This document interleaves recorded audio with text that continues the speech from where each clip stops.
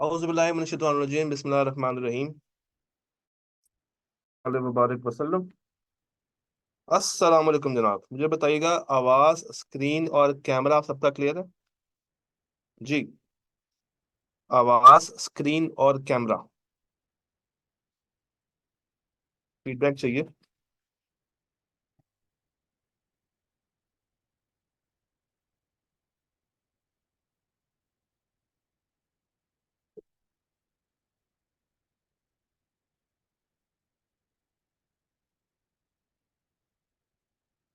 Done.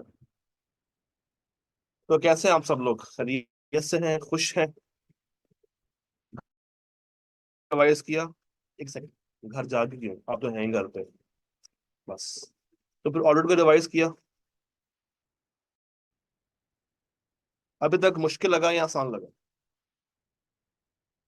जी। अभी तक आपने इसको मुश्किल पाया या आसान पाया?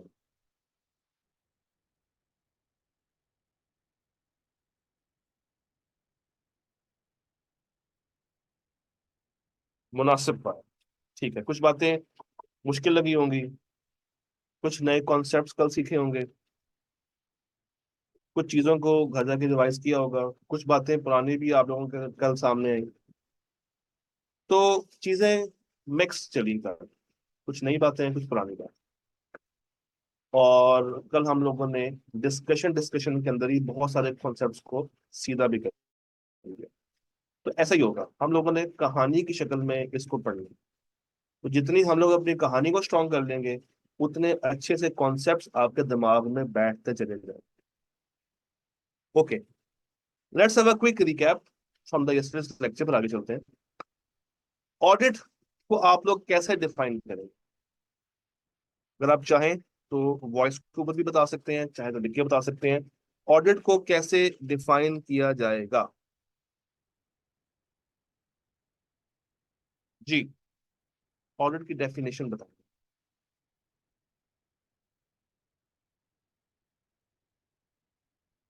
अगर आपसे कोई लेमैन पूछता है कि भाई ऑडिट क्या है, घर में आपके फादर ने आपसे पूछा बेटा सीए कर रहे हो, बताओ ऑडिट किसे कहते हैं, तो आप लोग क्या बताएंगे? ऑडिट क्या है? आप लोग कहेंगे, वालिद मोहतरम, ऐ मेरे दोस्त, ऑडिट अकाउंट्स को चेक करने का नाम। सिंपल सी डेफिनेशन, अकाउंट्स को चेक करना ऑडिट। थोड़ी सी कॉम्प्लेक्स करते हैं, अकाउंट्स को किसी फ्रेमवर्क के मुताबिक चेक करना ऑडिट है। थोड़ी सी मजीद कॉम्प्लेक्स करते हैं, फाइनेंशियल स्टेटमेंट्स को किसी फ्रेमवर्क के मुताबिक चेक करना ऑडिट कहलाता है। मजीद कॉम्प्लेक्स करते हैं, फाइनेंशियल स्टेटमेंट्स को एप्लीकेबल फाइनेंशियल रिपोर्टिंग फ्रेमवर्क के मुताबिक चेक करना और ये देखना कि ये accounts true and fair view दे रहे हैं या नहीं दे रहे, ऑडिट कहलाता है।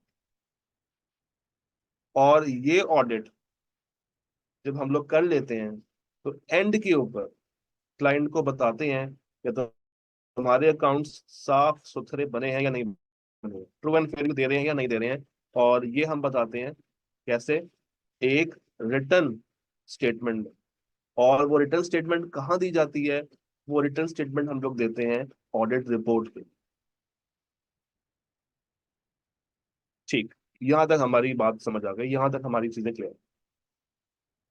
मुझे ये बताइए, एक ऑडिटर ऑडिट एंड पे कितने रिटर्न डॉक्यूमेंट्स दे के जाएगा? ऑडिट एंड के ऊपर कितने रिटर्न डॉक्यूमेंट्स दे के जाएगा? ऑप्शन देता हूं, एक, दो, तीन या चार।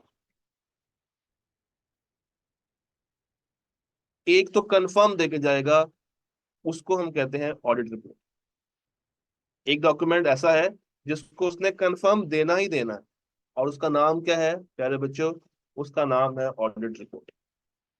इसके अलावा भी एक रिटर्न डॉक्यूमेंट होता है जो कि उस वक्त दिया जाएगा जब एंटिटी के कंट्रोल्स स्ट्रॉन्ग नहीं बने होंगे, और ऑडिटर चाहता है कि कंपनी के कंट्रोल्स या कंपनी के एसओपीज या कंपनी के रूल्स प्रोसीजर्स को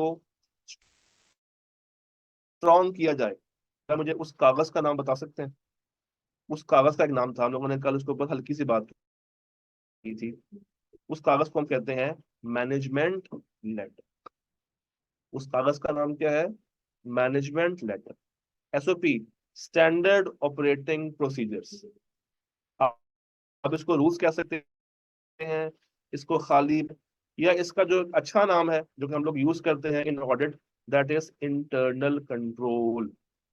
दैट इज इंटरनल कंट्रोल, यानी कि वो कंट्रोल्स जिसके तहत एंटिटी फाइनेंशियल स्टेटमेंट्स बनाती है। इंटरनल कंट्रोल्स किसे कहते हैं? देखिए, इंटरनल यानी कि अंदरूनी मामला, कंपनी के अपने लगाए हुए कंट्रोल्स, जिसको यूज करते हुए, जिसको फॉलो करते हुए जो कंपनी अपने फाइनेंशियल स्टेटमेंट्स बना रही है, हम उसको कहते हैं, ये हैं कंपनी के इंटरनल कंट्रोल्स। ये हैं कंपनी के इंटरनल कंट्रोल्स। ओके। अब एक ऑडिटर ऑडिट करने के लिए जाता है, क्या ये जरूरी है कि हमेशा ही accounts true and fair view दे रहे होंगे? क्या ये जरूरी है कि हमेशा ही साफ सच्चे सुथरे अकाउंट्स बने होंगे? अगर तो ऐसा है तो फिर ऑडिट होता ही क्यों है? अगर तो हर चीज साफ है, हर चीज सही है, हर चीज दुरुस्त है, तो फिर हम ऑडिट करते ही क्यों है? ऐसा नहीं होता। हमेशा कोई ना कोई गलतियां होती हैं, कोई ना कोई चीजें ऐसी होती हैं जो कि उन्होंने गलत की होती हैं, और बीइंग ऑडिटर मुझे जाके उन गलतियों को दुरुस्त करवाना है। बीइंग ऑडिटर मुझे जाके उन गलतियों को दुरुस्त करवाना। आप लोगों ने बचपन में एक लफ्ज पढ़ा होगा, मैं आपको एक वर्ड आपको याद करना। जब आप छोटे बच्चे होंगे बिजनेस लॉ के अंदर, तो आपके सामने एक जुमला आया होगा, एरर और फ्रॉड। जरा काइंडली मुझे बताइए, सोचें कि इन दोनों अल्फाज में क्या डिफरेंस है। किस चीज को हम एरर कहेंगे, किस चीज को हम फ्रॉड कहेंगे? एरर और फ्रॉड में मेन डिफरेंस क्या होगा? ये अनइंटेंशनली है, या ये बगैर नियत के होता है? और फ्रॉड विद इंटेंशन किया जाता है। इसका मतलब ये हुआ कि ऑडिटर ने ये चेक करना होता है कि accounts true and fair view दे रहे हैं या नहीं दे रहे।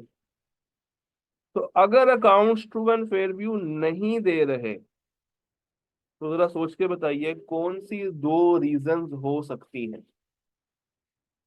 कौन सी दो रीजंस हो सकती हैं जिसके चलते मैं कहूंगा कि आपके accounts true and fair view नहीं दे रहे? ऐसी कौन सी दो रीजन है? ऐसी कौन सी दो रीजन हो सकती है? या एरर की वजह से, या एरर की वजह से, या फ्रॉड, या एरर की वजह से, या फ्रॉड की वजह से। तो अगर, प्यारे बच्चों, अगर ये accounts true and fair view नहीं दे रहे, तो क्या रीजंस हैं?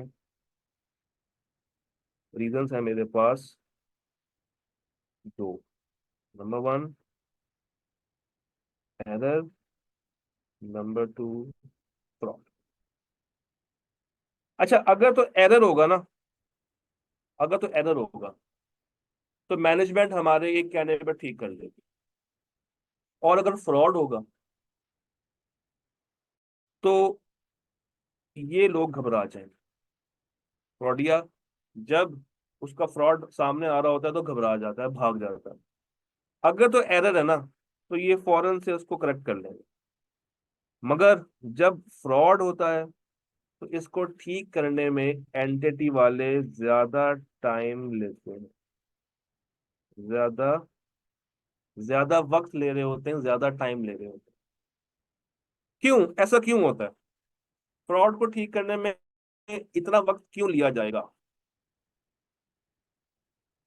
जी, फ्रॉड को ठीक करने में एंटिटी इतना टाइम क्यों लेगी?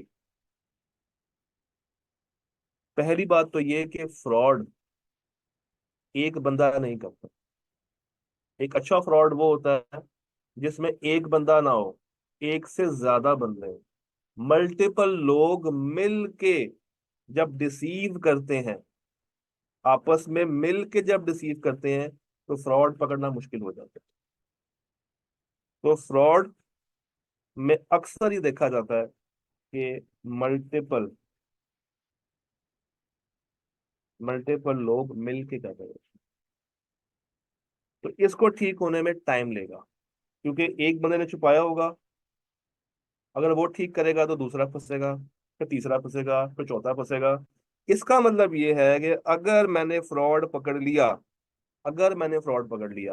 तो क्या मैं ये कह सकता हूं कि मुझे अब एंटिटी की इंटेग्रिटी पे शक हो गया? अगर मैंने फ्रॉड पकड़ लिया है एंटिटी का, तो क्या मैं ये कह सकता हूं कि अब मुझे एंटिटी की इंटेग्रिटी पे शक है, उनकी नेक नियति पे शक हो गया? क्या ये मेरा कहना जायज है? जी, इस बात से किसी को इनकारी तो नहीं है? अगर मैंने उनका फ्रॉड पकड़ लिया है, कोई सा भी, किसी भी डिपार्टमेंट में मैंने अगर फ्रॉड पकड़ लिया, इसका मतलब ये है कि अब मैं अब से ऑनवर्ड्स ज्यादा ज्यादा ज्यादा एक्टिव होके काम करूंगा। यानी कि अब मेरा उन पे से भरोसा उठ गया है। अब मेरा उन पे से जो भरोसा है वो उठ गया। इंटेग्रिटी आउट हो गई, ऑब्जेक्टिविटी आउट हो गई है। अब मुझे उन पे शक है। अब मैं क्या करूंगा? अब मैं क्या करूंगा? उनसे क्रॉस क्वेश्चनिंग ज्यादा करूंगा, उनसे ज्यादा चीजें पूछूंगा, उनकी दी हुई स्टेटमेंट्स के ऊपर इतना खुलेआम यकीन नहीं करूंगा। जहां मैं कम प्रोसीजर्स लगा रहा था, वहां अब मुझे ज्यादा प्रोसीजर्स लगाने पड़ेंगे।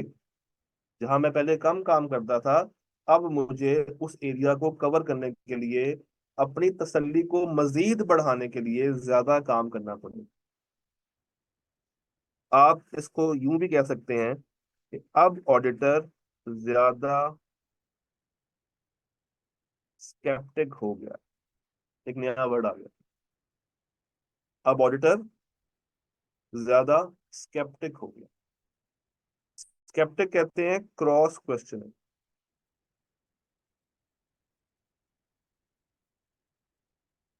क्रॉस क्वेश्चनिंग करना, उनकी बात पे रिलाय ना करना, नॉट रिलाइंग,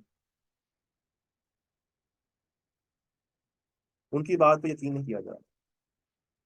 स्केप्टिक कहते हैं कि कोरोबोरेट करना। कोरोबोरेट किसे कहते हैं? कोरोबोरेट कहते हैं कि आपने जब एक एविडेंस पकड़ा, तो दूसरे के साथ मैच किया कि क्या सेल वाला बंदा वही बात कर रहा है जो मार्केटिंग वाला बंदा बात कर रहा है। रिकंसाइल करनी है दोनों की स्टेटमेंट्स, दोनों के एविडेंसेस। तो रिकंसिलिएशन, ताकि आप चीजों की जड़ तक पहुंच सकें। ओके।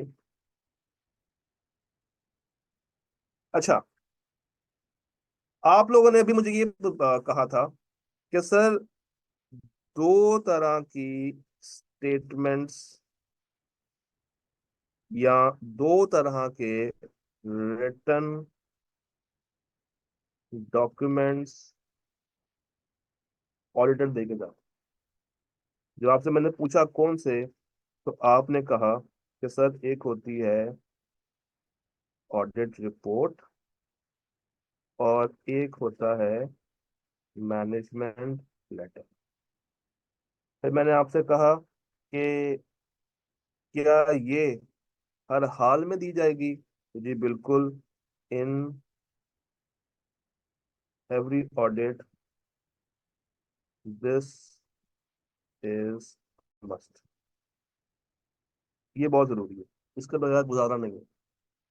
मगर ये उस वक्त दिया जाएगा, ये उस वक्त दिया जाएगा when when there is weakness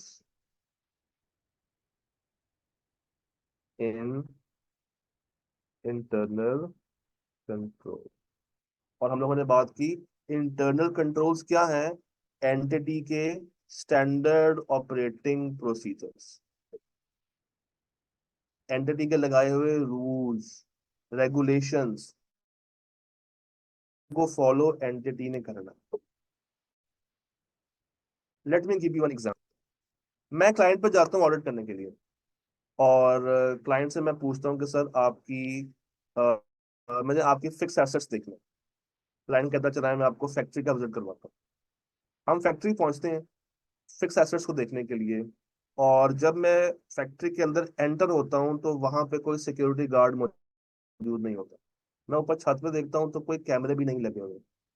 मैं मजीद एंटर होता हूँ, अंदर जाता हूँ मजीद, तो एसेट्स जो है वो बिखरे हुए हैं, यानी कि एक सीक्वेंस मेंटेन नहीं हुई, इस तरीके से पड़े हैं कि कोई भी जा सकता है। छोटे एसेट्स हैं, बड़े एसेट्स नहीं है। मगर जब मैंने एसेट्स काउंट किए, जब मैंने एसेट्स की डेप्रिसिएशन को चेक किया, जब मैंने एसेट्स की बुक वैल्यू को चेक किया, तब तो सब कुछ ओके था, उसमें कोई मसले वाली बात नहीं थी। तो क्या मैं ये कह के एंटिटी के assets true and fair view नहीं दे रहे हैं? क्या मैं ये कह दूं कि एंटिटी के assets true and fair view नहीं दे रहे हैं? जी, बीइंग एन ऑडिटर क्या मैं ये कह सकता हूँ? जब मैंने ये देख लिया है कि एंटिटी के एसेट्स की वैल्यू सही आ रही है, पूरे भी हैं और इस्तेमाल भी हो रहे हैं सारे, तो ये कहना कि एंटिटी के assets true and fair view नहीं दे रहे हैं, क्या ये जायज बात है या नहीं? ये जायज बात नहीं है। अच्छा, ये स्टेटमेंट मैं कहाँ पे पास करूंगा? ऑडिट रिपोर्ट में पास करूंगा या मैनेजमेंट लेटर में पास करूंगा? ये स्टेटमेंट कि एंटिटी के assets true and fair view दे रहे हैं, ऑडिट रिपोर्ट में पास की जाएगी या मैनेजमेंट लेटर में पास की जाएगी? ऑडिट रिपोर्ट में पास करूंगा। मगर बीइंग एन ऑडिटर क्या मेरे दिल में ये बात आएगी कि यार ना सिक्योरिटी गार्ड था, ना कैमरे लगे हुए हैं, एसेट्स भी बिखरे हुए पड़े हुए हैं, चोरी होने का चांसेस बहुत ज्यादा है? तो बीइंग एन ऑडिटर मेरे दिल में एक बात आई है, खलिश आ गई कि यार मुझे ये चीज भी मैनेजमेंट को बता देनी चाहिए, ताकि कल को ये लोग नुकसान से बच सके, कल को ये लोग फ्रॉड से बच सके, किसी तरह के मसले से बच सके। तो ये चीज मैं कहाँ डिस्कस करूं? रिपोर्ट में डिस्कस करूं या मैनेजमेंट लेटर में डिस्कस करूं? ये चीज मैं कहाँ पे बताऊं? ये मैं बताऊंगा मैनेजमेंट लेटर के अंदर। ये मैं बताऊंगा मैनेजमेंट लेटर के अंदर। क्या ये दोनों डॉक्यूमेंट्स अलग अलग होते हैं या एक ही डॉक्यूमेंट में दोनों मर्ज हुए होते हैं? क्या ये दोनों डॉक्यूमेंट्स अलग अलग हैं, डिस्टिंक्ट हैं, या एक ही सेट में मर्ज हैं? ये अलग अलग हैं, डिस्टिंक्ट होते हैं, सेपरेट होते हैं। इसमें से कौन सा डॉक्यूमेंट देना लाजिम है? ऑडिट रिपोर्ट लाजिम है या लेटर लाजिम है? कौन सा डॉक्यूमेंट मैंने हर हाल में इशू करके जाना है, उसके बगैर मेरा गुजारा नहीं होगा? उस डॉक्यूमेंट का नाम है ऑडिट रिपोर्ट। उसका नाम क्या है प्यारे बच्चों? Audit report. अब जब आपको ये बात समझ गई है, तो मैं आपके सामने एक डिफरेंस रखने वाला हूं, जरा गौर से मेरी बात सुनिएगा। मुझे आपने इन दो वर्ड्स के दरमियान डिफरेंस बताना।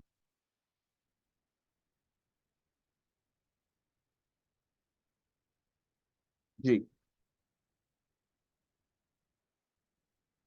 ओपिनियन वर्सेस फीडबैक, सोचें क्या डिफरेंस होगा। ओपिनियन में और फीडबैक में क्या डिफरेंस है?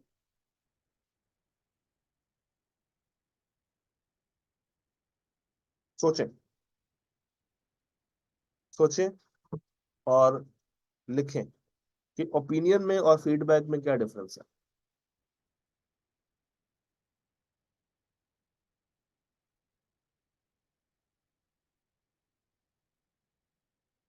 आप लोगों ने कहा कि सर ओपिनियन चेकिंग से पहले होगा, फीडबैक चेकिंग के बाद होगा। No, sorry, wrong. ओपिनियन देना, फीडबैक देना, क्या डिफरेंस होगा? फीडबैक सर्विस का होगा, ओपिनियन गुड्स का होगा। ऐसा तो नहीं होगा। Opinion personal feedback, opinion perceive और ऑब्जर्वेशन से होता है।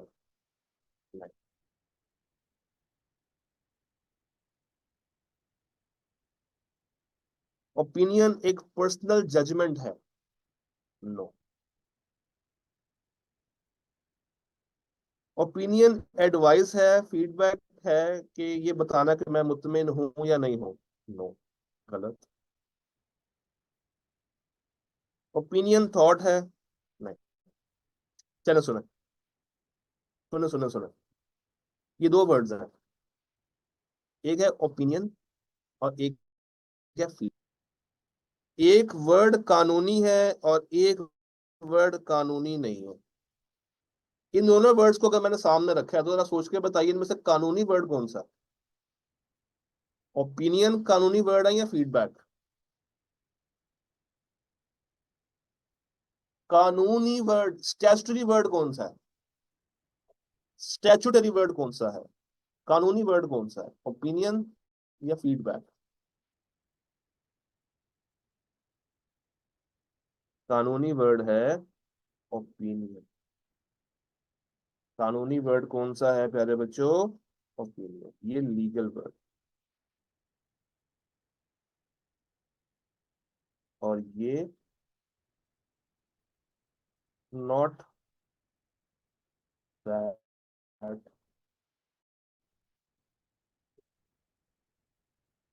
तो ओपिनियन वर्सेस फीडबैक। अच्छा, यानी कि मैंने ये कहा कि ये स्टैट्यूटरी है, ये है नॉन स्टैट्यूटरी। अब जरा इनको देखें, ऑडिट रिपोर्ट और मैनेजमेंट लेटर, इन दोनों को देखें और मुझे बताइए इन दोनों में से स्टैट्यूटरी ड्यूटी कौन सी है? इन दोनों में से कौन सा कागज देना स्टैट्यूटरी ड्यूटी में फॉल करता है, ऑडिट रिपोर्ट या मैनेजमेंट लेटर? Audit report. तो ऑडिट रिपोर्ट के अंदर मैं ओपिनियन का वर्ड यूज करूं या फीडबैक का वर्ड यूज करूं?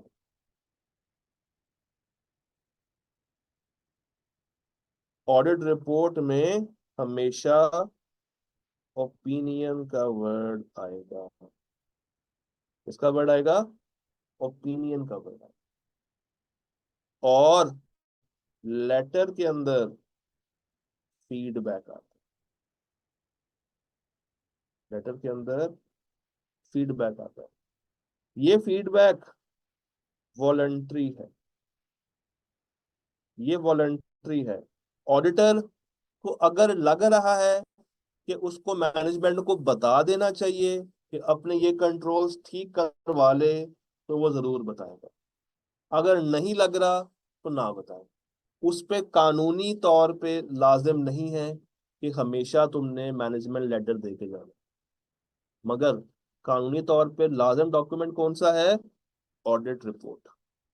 कानूनी तौर पे जो डॉक्यूमेंट लाजिम है वो कौन सा है? जो डॉक्यूमेंट लाजिम है वो है ऑडिट रिपोर्ट। और उसके अंदर हम लोग ओपिनियन देते हैं कि तुम्हारे accounts true and fair view दे रहे हैं या नहीं दे, और यहां पर हम लोग बताएंगे कि तुम्हारे कंट्रोल्स स्ट्रांग है या नहीं, और अगर नहीं है तो कैसे तुम उनको मजीद स्ट्रांग बना सकते हो। हम लोग रेकमेंडेशन देके जाते हैं कि भाई कैसे तुम उसको मजीद बेहतर बना सकते हो। क्या यहां तक मेरी सारी बातें क्लियर है? जी, यहां तक बताइए। All aspects clear?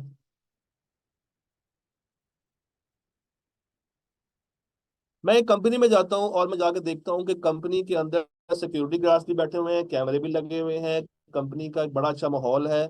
बाहर सिक्योरिटी गार्ड्स के साथ उनके पास गन्स भी हैं, अंदर फायर अलार्म्स भी हैं।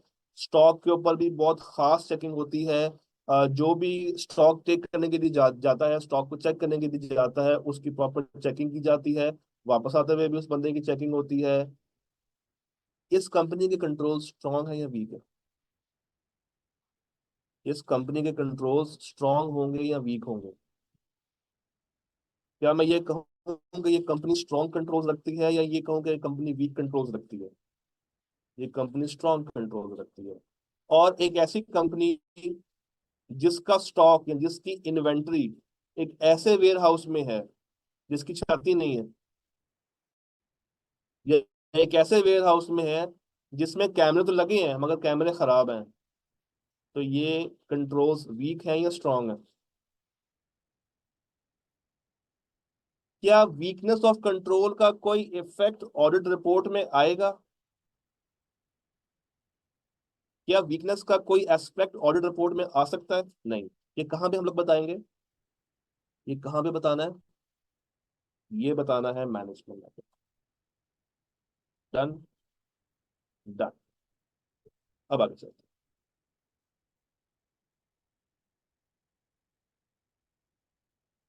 जी, let's take the first slide back. अब आते हैं पहली स्लाइड पे। अगर आपने घर से रिवाइज किया होता ना, तो आप परेशान ना होते कि ऑडिट रिपोर्ट में ओपिनियन आता है या फीडबैक। बताऊं कैसे? ये रखो। Main objective of audit is to enable an auditor to convey a opinion, convey a opinion as to whether the financial statements are prepared as per applicable financial reporting framework। Sir, Pakistan में applicable financial reporting framework कौन सा है? आप लोग बड़े हो चुके हैं, मैं अज्यूम कर रहा हूँ कि आप लोगों ने थोड़ा सा स्टडी किया होगा। पाकिस्तान के अंदर एप्लीकेबल फाइनेंशियल रिपोर्टिंग फ्रेमवर्क कौन सा है? आईएफआरएस। तो आईएएस नहीं है? आईएएस नहीं होता कुछ? आईएएस कुछ नहीं होता फिर? सर, जब हम लोग आईएफआरएस कहते हैं तो इसके अंदर आईएएस ऑटोमेटिकली आ जाता है, उसमें ऑटोमेटिकली कवर हो जाता है। The question is the question is क्या सिर्फ आईएफआरएस ही पाकिस्तान के अंदर एप्लीकेबल फाइनेंशियल रिपोर्टिंग फ्रेमवर्क है, या इसके अलावा कुछ और भी है? किन बच्चों को लगता है कि इसके अलावा कोई और होगा, और किन को लगता है कि नहीं सिर्फ यही है? जी, किन को लगता है भी हो सकता है, और किन को लगता है कि बस यही है और कुछ नहीं?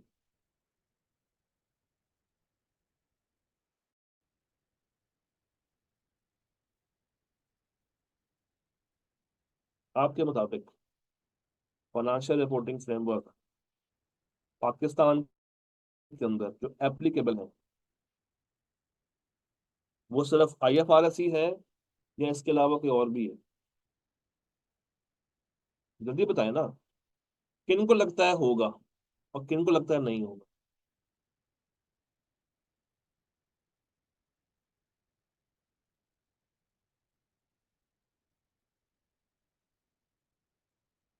प्यारे बच्चों, पाकिस्तान के अंदर दो फाइनेंशियल रिपोर्टिंग फ्रेमवर्क और दोनों आपस में इकट्ठे चलते हैं। Let me explain. Applicable financial reporting frameworks in Pak. एक तो आपको पता है, एक है आईएफआरएस। और जब हम लोग आईएफआरएस कहते हैं, इसके अंदर आईएफआरएस तो आ ही जाता है, प्लस आईएएस भी आ जाता है। सर दूसरा है कंपनीज एक्ट के स्केड्यूल। और ये दो है, एक है फोर्थ स्केड्यूल और एक है फिफ्थ स्केड्यूल। एक फोर्थ स्केड्यूल है और एक फिफ्थ स्केड्यूल। जी। तो अब अगर कोई आपसे पूछता है कि भाई पाकिस्तान के अंदर एप्लीकेबल फाइनेंशियल रिपोर्टिंग फ्रेमवर्क्स कौन से हैं, तो आप कहेंगे भाई एक आईएफआरएस है और कंपनीज एक्ट के schedules, fourth and fifth. Fourth and fifth. जी मैं चेंज कर लेता हूँ। मुझे आइडिया हो रहा था कि शायद आपको येलो, वाइट विजिबल है या वाइट कलर विजिबल है सबको? अगर मैं वाइट से लिखूंगा तो वाइट, ठीक है, वाइट विजिबल हो रहा है। तो पाकिस्तान के अंदर एक हमारे पास आईएफआरएस है और एक हमारे पास कंपनीज एक्ट के स्केड्यूल्स हैं, फोर्थ स्केड्यूल, फिफ्थ स्केड्यूल।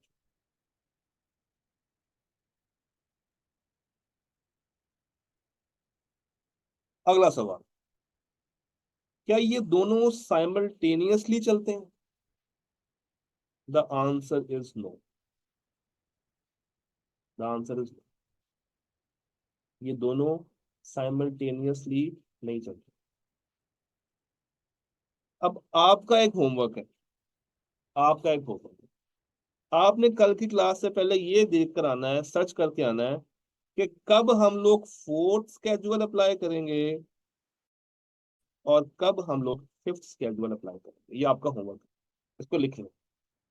आप लोगों ने इसके ऊपर सर्च करनी है कि कब फोर्थ स्केड्यूल अप्लाई किया जाता है और कब फिफ्थ स्केड्यूल अप्लाई किया जाता है। डन। तो ये अगली क्लास में हम लोग इसके ऊपर बात करेंगे कि फोर्थ कब होगा और फिफ्थ कब होगा, मगर इसके साथ ये तो बाय डिफॉल्ट अप्लाई होगा ही होगा। ये तो बाय डिफॉल्ट, ये तो होगा ही। Okay, coming back to the area,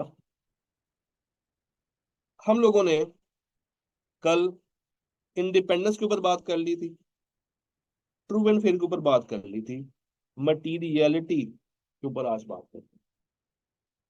what is materiality, इसको देखते हैं। मटीरियलिटी क्या है? मटीरियलिटी, मैं आपको पहले बता दूं, मटीरियलिटी हम लोग दो जगह पे डिस्कस करेंगे। एक, इसका शॉर्ट कॉन्सेप्ट या शॉर्ट डेफिनेशन कह लें, ये कवर हुई है चैप्टर 1 में। और डिटेल्ड डिस्कशन जो इस एरिया की होगी, इसके ऊपर एक अलग से ऑडिटिंग स्टैंडर्ड भी है जिसका नाम है ISA 320, और ये पाया जाएगा चैप्टर 3 के अंदर। तो चैप्टर 1 ने बेसिक बात बता दी है, बस उसको डिफाइन कर दिया है ताकि बच्चों के जहन में एक एक बात आ जाए, एक कॉन्सेप्ट आ जाए। मगर इसको मजीद इलेबोरेट कौन करता है, इसका अपना स्टैंडर्ड, जो कि चैप्टर नंबर 3 में। तो अभी तक जितना हमें आना चाहिए उतनी ही बात करेंगे। मेरा आपसे एक सवाल, और आपने सोचना है। एक रेडी वाला सामान बेचता है, लेट्स से फ्रूट सेलर है, उसने रेडी पे फल लगाया हुआ है, उसकी जेब से 500 रुपए का नोट गिर गया। वर्सेस एक फ्रूट शॉप ओनर है जिसकी डिफरेंट ब्रांचेस हैं, उसकी जेब से 500 रुपए का नोट गिर गया, ज्यादा मसला किसको होगा? ज्यादा मसला किसको होगा? ज्यादा परेशान कौन होगा? रेडी वाला ज्यादा परेशान होगा या वो दुकानदार ज्यादा परेशान होगा? स्टॉल वाला, रेडी वाला। मगर क्या फेस वैल्यू दोनों की सेम नहीं थी? 500 500। ये तो गलत बात है। 500 का नोट था, वहां से भी वही गिरा, यहाँ से भी वही गिरा है। मगर आपके अंदर हमदर्दी किसके ऊपर आई? हमदर्दी कहाँ पर आई? हमदर्दी आई है गरीब के ऊपर। हमदर्दी आई है रेडी वाले के ऊपर, स्टॉल वाले के ऊपर। क्या मैं ये कह सकता हूं कि रेडी वाले के लिए वो 500 रुपया मटीरियल है as compare to the shopkeeper? क्या मैं ये कह दूं कि रेडी वाले के लिए, स्टॉल वाले के लिए ये 500 रुपया ज्यादा मटीरियल है एज कंपेयर टू शॉप? जी मैं बिल्कुल कह सकता हूं। क्या ये 500 रुपए का गुमना उसका रात का खाना डिस्टर्ब कर सकता है? शायद उसने 500 रुपए में से वापसी पे जाते हुए घर के लिए कुछ लेके जाना हो। क्या अब वो कुछ लेके जाएगा? क्या अब वो कुछ लेके जा सकता है? उसकी जेब से वो 500 रुपया गिर गया, और ये वही 500 रुपया था जिसने रास्ते में इस्तेमाल होके घर लेके कुछ जाना था। तो क्या अब ये कुछ घर जाते हुए अपने बच्चों के लिए राशन लेके जाएगा? कोई दाल चावल लेके जा सकता है? कोई आधा किलो दाल, 3 पाव चावल लेके जा सकता है? बट वो शॉपकीपर जिसकी जेब से 500 गिर गया है, क्या वो मजीद पैसे रखता है? रखता है। क्या वो घर जाते हुए अपने बाल बच्चों के लिए कुछ लेके जाएगा? वो लेके जा सकता, वो अभी भी लेके जा सकता है। मगर इसको तकलीफ हो, इसको क्या होगी? तकलीफ होगी कि वही जो इसकी सेविंग्स थी वो अब रास्ते में गिर गई हैं, और अब उसका कोई वाली वारिस। क्या मैं ये कह सकता हूँ कि रेडी वाले का 500 रुपया गुमना इसने उसकी इकोनॉमिक डिसीजन मेकिंग को चेंज किया? अब जो उसने 500 रुपये का सामान लेके जाना था, अब तो वो नहीं लेके जाएगा। तो इसने उसकी डिसीजन मेकिंग को चेंज कर दिया। मगर दूसरी तरफ आए, उस शॉपकीपर की डिसीजन तो चेंज नहीं हुई। वो पहले भी लेके जाने को तैयार था, अब भी लेके जाने को तैयार है। वो 500 रुपया बस घूम गया तो कोई बात नहीं, कल और आ जाएंगे पैसे। तो ये है मटीरियल, ये है मटीरियल। यानी कि एक ऐसी चीज, एक ऐसी अमाउंट, एक ऐसी फिगर, एक ऐसी स्टेटमेंट, एक ऐसा डिस्क्लोजर। ये बात बड़ी मैंने गौर तलब की है, सुनिएगा दोबारा। मटीरियलिटी क्या है? एक ऐसी अमाउंट, एक ऐसी स्टेटमेंट, या एक ऐसा डिस्क्लोजर, डिस्क्लोजर जो कि फाइनेंशियल स्टेटमेंट्स में आना चाहिए था।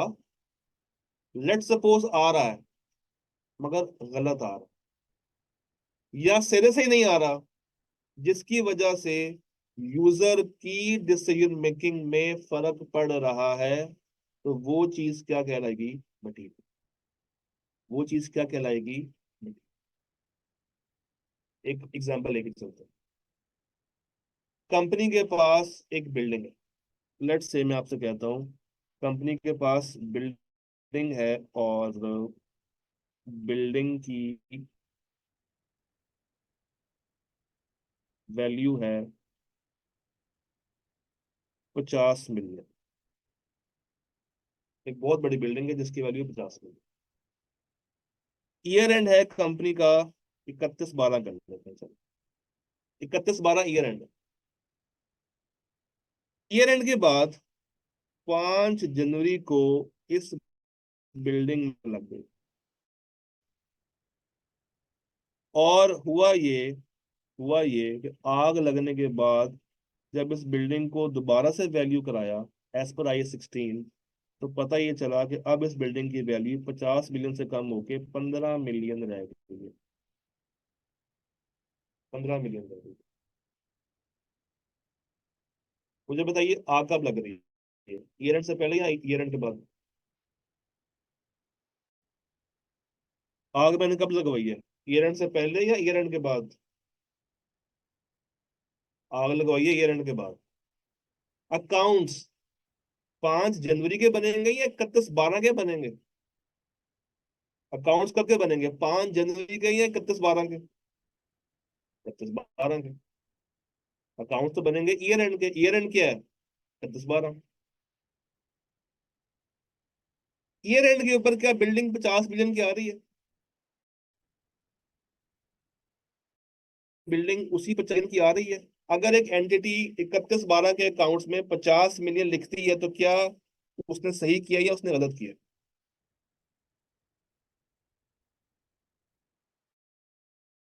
12 के अकाउंट्स हैं, आग बाद में लग रही है, ये सोच के बताना।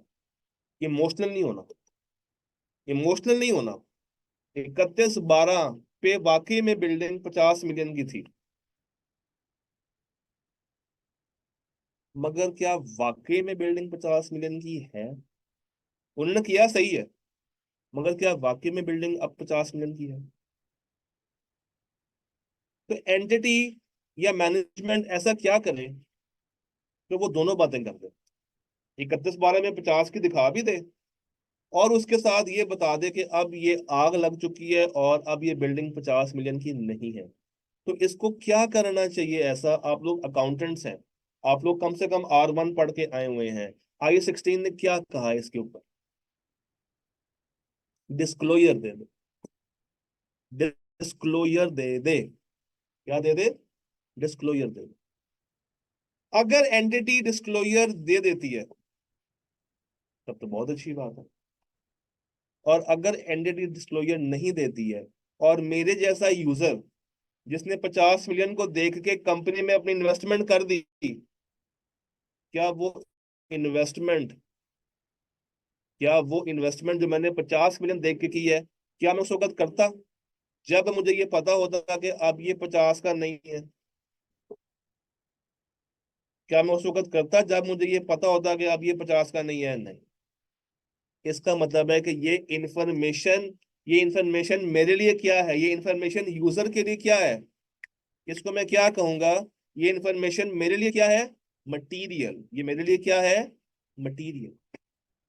ये मेरे लिए क्या है, मटीरियल। ये मेरे लिए क्या है, मटीरियल।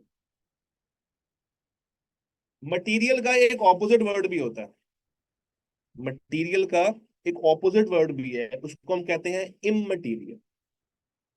उसको हम क्या क्या कहते हैं, एक होता है मटीरियल, एक होता है इममटीरियल। अब बताइएगा, रेडी वाले के लिए मटीरियल था या इममटीरियल था? उस स्टॉल वाले के लिए वो चीज, वो पैसा, वो 500 मटीरियल था या इममटीरियल था? उसके लिए मटीरियल था। शॉपकीपर के लिए क्या था, शॉपकीपर के लिए क्या था, इममटीरियल। शॉपकीपर भाई के लिए क्या था, इममटीरियल। डन हो गया, आगे चलते हैं। सर जरा सोच के बताइएगा, सोच के जवाब दीजिएगा, आपके लिहाज से। अभी जरा भूल जाए स्लाइड में क्या लिखा होगा, मैं स्लाइड को गायब कर देता हूँ। मैं स्लाइड चेंज कर दी है।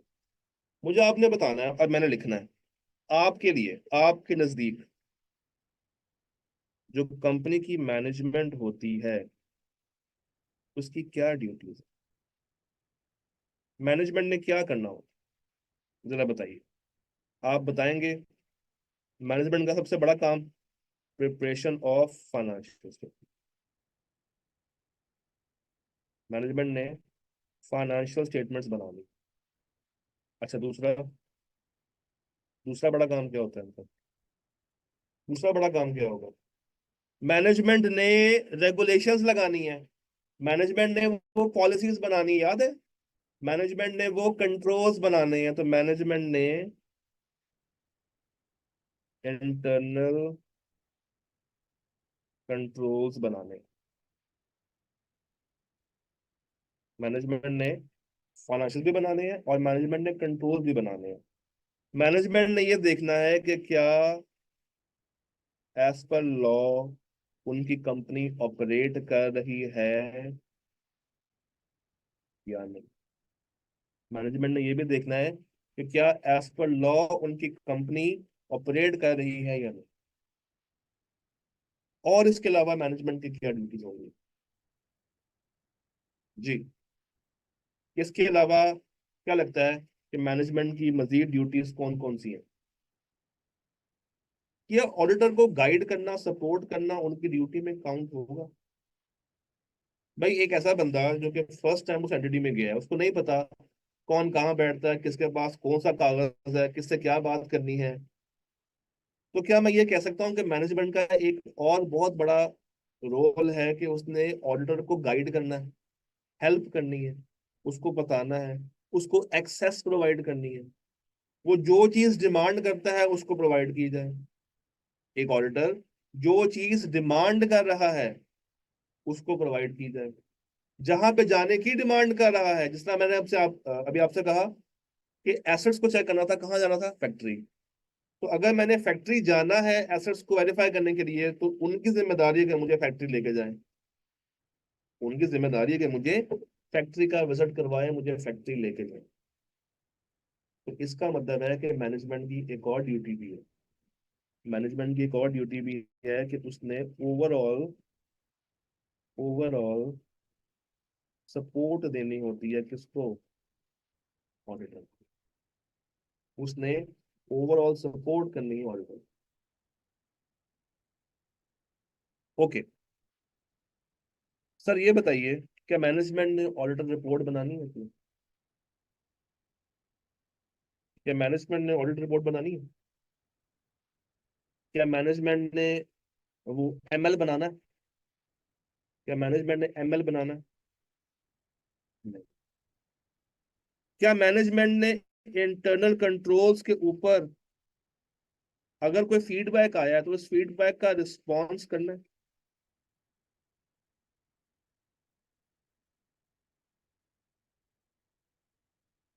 करना है कि नहीं करना। अगर एक एंटिटी गोइंग कंसर्न नहीं है, आई होप कि आपको गोइंग कंसर्न का मतलब पता होगा। गोइंग कंसर्न कहते हैं अगला 12 महीने तक वो एंटिटी चल सकती है। अगर एक एंटिटी गोइंग कंसर्न नहीं है, तो गोइंग कंसर्न की अजम्पशन बनाना उनका काम है या हमारा काम है। सोच के जवाब दीजिएगा, थॉट के साथ। एक एंटिटी गोइंग कंसर्न नहीं है, अगले 12 महीने नहीं चल सकती, तो इसकी असेसमेंट, इसकी इवेलुएशन मैनेजमेंट की ड्यूटी है या हमारी ड्यूटी है। मैनेजमेंट की ड्यूटी। इसकी असेसमेंट कौन करेगा, मैनेजमेंट करेगा। ऑडिट डॉक्यूमेंटेशन ऑडिटर बनाएगा या मैनेजमेंट बनाएगी। ऑडिट डॉक्यूमेंटेशन मैनेजमेंट ने बनानी है या ऑडिटर ने बनानी है। वो ऑडिटर बनाएगा। ऑडिट डॉक्यूमेंटेशन, वो फाइल्स, वो कागज जो कि ऑडिटर बनाता है जब जब वो चीजों को इवेलुएट कर रहा है, तो ये जिम्मेदारी किसकी है, ऑडिटर की है, मैनेजमेंट की नहीं है। अच्छा, आपने कहा था कि गोइंग कंसर्न यहाँ पर आता है, ठीक है। चलो ये बताइए, फ्रॉड, फ्रॉड को पकड़ना हमारी जिम्मेदारी है या उनकी जिम्मेदारी। फ्रॉड को पकड़ना मेन रिस्पॉन्सिबिलिटी किसकी है, ऑडिटर की है या मैनेजमेंट की है। मुझे आपने मेन जिम्मेदारी बतानी, मैनेजमेंट, हमारी नहीं। फ्रॉड को पकड़ना हमारी जिम्मेदारी नहीं है, ये जिम्मेदारी किसकी है, कंपनी की, मैनेजमेंट। तो फ्रॉड को पकड़ना मैनेजमेंट का काम है, हमारा काम। अब आइए किताब से पूछते हैं, किताब हमें क्या कहती है। पर किताब ये कहती है कि मैनेजमेंट की कुछ जिम्मेदारी है, जैसे कि फ्रॉड की प्रिवेंशन और फ्रॉड की डिटेक्शन, फाइनेंशियल्स बनाना, कंट्रोल्स को डिजाइन करना और इम्प्लीमेंट करना। कंट्रोल्स को डिजाइन कर दिया, इम्प्लीमेंट कर दिया, और साथ साथ मॉनिटर करना कि वो कंट्रोल्स कितने ज्यादा इफेक्टिवली काम कर रहे हैं। साथ साथ मॉनिटर करना कि वो कंट्रोल्स कितने ज्यादा इफेक्टिवली काम कर रहे हैं। ये जिम्मेदारी भी किसकी है? ये जिम्मेदारी है कंपनी की, मैनेजमेंट की। और इसके साथ जब जब ऑडिटर कुछ डिमांड करे, उसको उस रेलेवेंट इंफॉर्मेशन के लिए एक्सेस प्रोवाइड करे। जब वो चीज कह रहा है, उसको वो चीज ला के देना, उसको अनरिस्ट्रिक्टेड एक्सेस देना, उसको अनरिस्ट्रिक्टेड एक्सेस देना, और ऑडिट एंड के ऊपर उसको एक रिटर्न रिप्रेजेंटेशन देना कि भाई हमने आपको तमाम चीजें प्रोवाइड कर दी हैं जिसकी बेस के ऊपर आपने ऑडिट किया है। मैं इसको उर्दू में लिख देता हूँ। हमने आपको वो तमाम चीजें दे दी हैं जिसकी बुनियाद पर आपने हमारा ऑडिट किया। सोच के बताइए, इसकी जरूरत क्यों पेश आएगी? जी, सोचिएगा, इसकी जरूरत क्यों पेश आने होगी? हमने क्यों लिखवाया उनसे कि जो जो उन्होंने दिया है उसकी बेस पे हमने ऑडिट कर दिया? अगर ये ना लिखवाते तो क्या नुकसान होता है?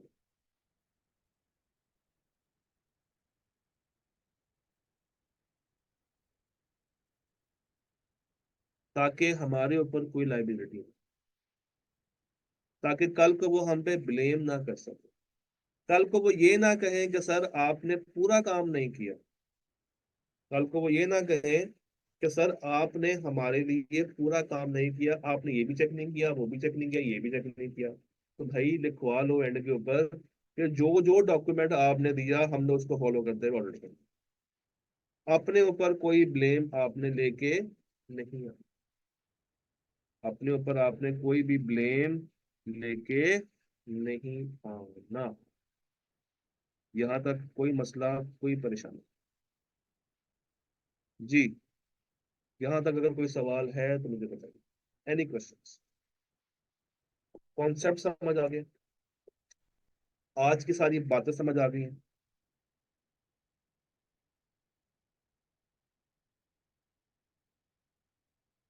एंजॉय करें साथ साथ, क्योंकि हमने ऐसे ही पढ़ना, डिस्कशन में, मतलब टू वे के साथ पढ़ेंगे, ताकि आप लोग बोर भी ना हो, उदास भी ना हो, आपको नींद भी।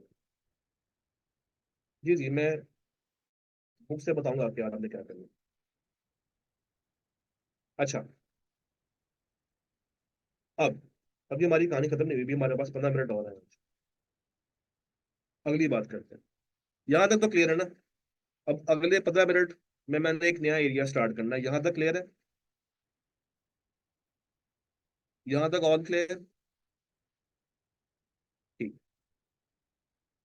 मुझे आप लोगों ने कल ऑडिट के कुछ फायदे बताए थे, आज मैं आपसे पूछूंगा कुछ नुकसान तो बताएं। एक ऑडिट करवाने के क्या नुकसान है, या क्या लिमिटेशंस हैं जिसके डर से आती है ऑडिट करने में? एक्सपेंसिव है? अच्छा, यानी कि आप कहना चाह रहे हैं कि कॉस्टली है, कॉस्टली है, और और ठीक है, बड़ी अच्छी बात है, एक्सपेंसिव है, गुड। और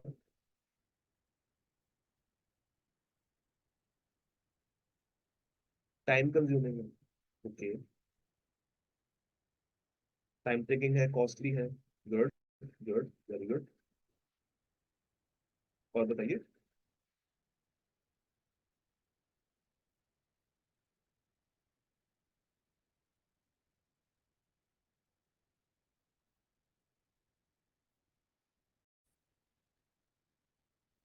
जी, एक्सपेंसिव है। और बताइए। एसेट्स की वैल्यू अक्सर कम हो जाती है, इसका मतलब है कि हम लोग अकाउंटिंग एस्टिमेट्स के ऊपर काम करते हैं। तो अगर हम लोग अकाउंटिंग एस्टिमेट को यूज करते हैं, तो क्या ऑडिट के अंदर हम ये कह सकते हैं कि नहीं, ये बिल्कुल 100% ऑथेंटिक वैल्यू है? नहीं। तो अगर अकाउंट्स हमारे एस्टिमेट्स की बेस पे बनते हैं, तो ऑडिट भी हमारा एस्टिमेट्स के ऊपर ही हो रहा होता है। अकाउंट्स अगर हमारे एस्टिमेशन के ऊपर चल रहे होते हैं, तो ऑडिट भी हमारा वेस्ट पे ही हो रहा होता है। एक्यूरेट ओपिनियन कभी भी नहीं दी जा सकती। कभी भी हम ये नहीं कहते कि तुम्हारे अकाउंट्स बिल्कुल ही ठीक बने हुए, ये पॉसिबल नहीं है। मेरी बात नोट कर लें। ऑडिटर ऑडिटर 100% ओपिनियन नहीं देता। ये बात कहीं लिख लें। ऑडिटर 100% ओपिनियन नहीं देता। यानी कि 100% ट्रांजेक्शन्स को वो चेक भी नहीं कर पाता, क्योंकि वो बेचारा आता है 3 साढ़े 3 महीनों के लिए, और एंटिटी 12 महीनों से काम करके बैठी है।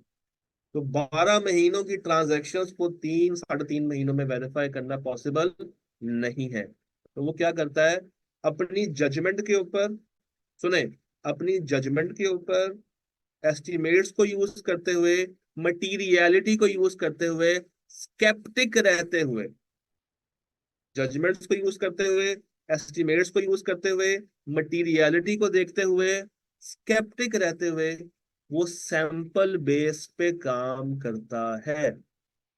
किस बेस पे काम करता है, जरा टाइप कीजिए। किस बेस पे काम करता है? सैंपलिंग के ऊपर काम करता है। ये वर्ड बहुत इंपॉर्टेंट है। किस बेस पे काम करता है प्यारे बच्चों? सैंपल की बेस पे काम करता है। यानी कि मैं ये कहना चाह रहा हूं कि वो 100% ट्रांजेक्शन को वेरीफाई नहीं कर सकता। ह्यूमनली पॉसिबल नहीं। वो सैंपल बेस पे काम वो सैंपल बेस पे काम करता। सर क्या एक ही इंसान जाता है ऑडिट के लिए? नहीं, टीम जाती है जिसमें 3 से 4 लोग हैं। जो मिनिमम साइज होता है टीम का, वो यही है, 3 से 4 लोग। मैक्सिमम तो आप जितने मर्जी ले लें टीम में डाल के, मगर स्टिल सैंपलिंग के ऊपर ही काम है। ओके। अभी हम लोगों ने एक बात की थी ओपिनियन की और फीडबैक की। क्या मैंने अभी तक आपको ये कहा कि एक ऑडिटर गारंटी के साथ कहता है कि तुम्हारे accounts true and fair view देते हैं? क्या मैंने गारंटी का वर्ड यूज किया अभी तक? गारंटी का वर्ड मैंने कभी यूज नहीं किया आपके सामने। तो ओपिनियन क्या होता है? अगर मैं ओपिनियन का एक उर्दू तर्जुमा करूं, तो क्या होगा? ओपिनियन का उर्दू आसान तर्जुमा क्या है? राय देना। राय देना। मेरे ख्याल से, मुझे लगता है, मेरी राय में, ओपिनियन यही है ना। मेरी राय में, मुझे लगता है, मेरे ख्याल से तुम्हारे accounts true and fair view दे तुम्हारे accounts true and fair view दे रहे हैं। मैंने ये नहीं कहा कि मैं 100% यकीन कामिल के साथ कहता हूं कि तुम्हारे accounts true and fair view दे रहे हैं। क्या मैंने ऐसा कहा आज तक? क्या मैंने अभी तक कोई ऐसा वर्ड यूज किया आपके सामने कि मैं यकीन कामिल के साथ कहता हूं कि तुम्हारे accounts 100% true and fair view दे रहे हैं? मैं नहीं कह सकता। क्यों? क्योंकि मैंने सैंपल पे काम किया। मैं नहीं कह सकता क्योंकि ये ह्यूमनली पॉसिबल नहीं है। मैं नहीं कह सकता क्यों? क्योंकि जो एविडेंस मुझे मिला है, वो ये मुझसे मानने पे यकीन कर रहा है कि ये चीज ऐसी हुई होगी। असल में ऐसी हुई है या नहीं हुई, मुझे नहीं। जो एविडेंस हमें मिलता है ना, जब हम लोग जाते हैं क्लाइंट को ऑडिट करने के लिए, तो जो एविडेंस मिलता है, वो ये दिखा रहा होता है कि भाई ये ट्रांजैक्शन ऐसी हुई होगी। मगर चूंकि हम उस वक्त मौजूद नहीं थे वहां पे, हम उस वक्त फिजिकली प्रेजेंट नहीं थे वहां पे, तो हम ये नहीं कह सकते यकीन कामिल के साथ कि वाकई में ये ऐसी हुई है। एक मिसाल देता हूँ। लेट्स सपोज एंटिटी ने ये मोबाइल एंटिटी ने ये एक मोबाइल परचेज किया उन्होंने मार्च में, और टीम गई है अगस्त में। ठीक है। जब हम लोग अगस्त में पहुंचे तो हमने कहा कि भाई ये एक्सपेंस हुआ है, क्या परचेज किया? उन्होंने कहा मोबाइल। हमने कहा दिखाओ। वो मोबाइल लाके दिखा दिया। हमने कहा कि भाई इसकी रसीद दिखा दो। रसीद में लिखा हुआ आ गया कि ये इस दुकान से खरीदा गया है, इनके नाम है, और इतनी प्राइस है।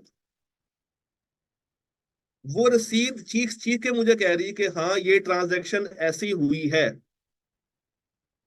वो जो रसीद है, वो जो एविडेंस है, वो मुझे मानने में मजबूर कर रही है कि हाँ ये ट्रांजैक्शन ऐसी ही हुई होगी। परसुएसिव है, परसुएड कर रही है, मुझे मानने पे मजबूर कर रही है कि हाँ ये ऐसी ही हुई होगी। शायद ऐसी ना हुई हो, शायद ऐसी हुई। क्योंकि मैं वहां पे मौके पे मौजूद नहीं था, मेरी आंखों ने ये ट्रांजैक्शन होते हुए नहीं देखा, तो मैं ये नहीं कह सकता कि वाकई में ऐसी।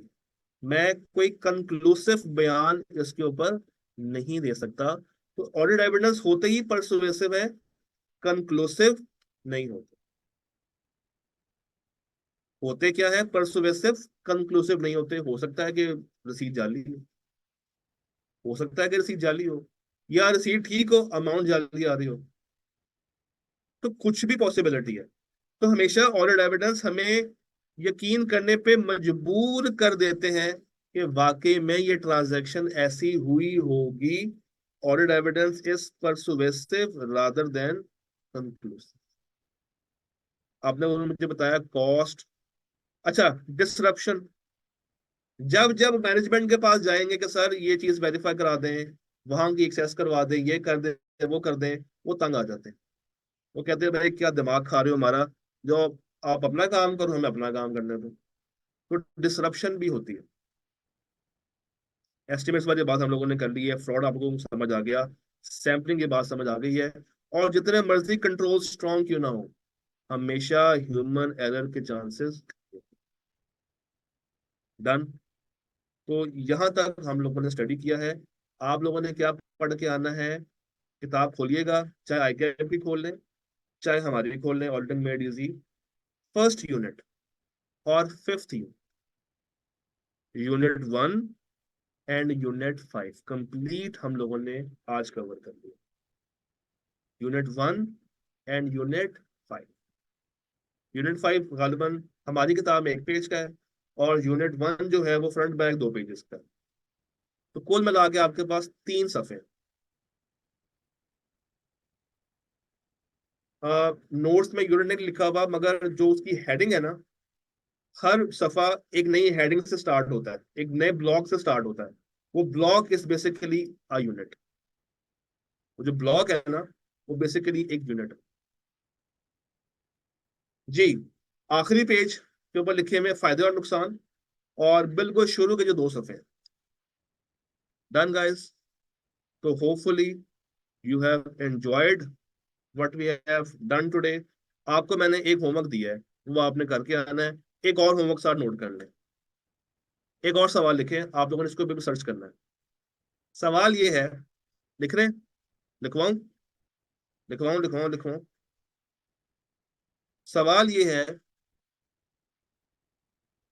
क्या हर कंपनी पे ऑडिट करवाना फर्ज है? और अगर नहीं, तो किस पे फर्ज नहीं? बस ये आपने सर्च करके। ओके। ये अब आपने सर्च करके आना। तो क्या नहीं मानना, क्योंकि आप लोगों ने तुक्के मारने शुरू कर दिए, तो क्या नहीं मानना। तो 2 सवाल मैंने आपको दिए, फोर्थ स्केजुअल, फिफ्थ स्केजुअल का कब कब इस्तेमाल होना है, और क्या हर कंपनी पे ऑडिट करवाना फर्ज है या नहीं, और अगर नहीं तो किन पे नहीं है। डन। कल मुलाकात करते हैं। अल्लाह हाफिज।